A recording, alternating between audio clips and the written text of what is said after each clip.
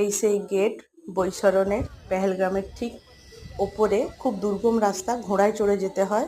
পাশাপাশি বাড়ি ঘর কিচ্ছু নেই, কিন্তু খুব সুন্দর জায়গা। মিনি সুইজারল্যান্ড বলে। আমার হাজব্যান্ড আর ওরা 4 বন্ধু মিলে ওখানে গেছিল। আমরা পেহেলগামের হোটেলেই ছিলাম। এই যে মনোজদা হলুদ পরে জামা পরে, ওটা মনোজদা, সুজিতদা আছে, আর সুশান্তদা আর দৈপায়ন, ওরা 4 বন্ধু মিলে ঘোড়ায় চড়ে গেছিল। তো খুবই সুন্দর জায়গা। কিন্তু ঠিক একদিন পর বাড়ি ফিরে যখন এই ঘটনাটা ঘটছে, মানে শুনে আমাদের রাতের ঘুম উঠে গেছে।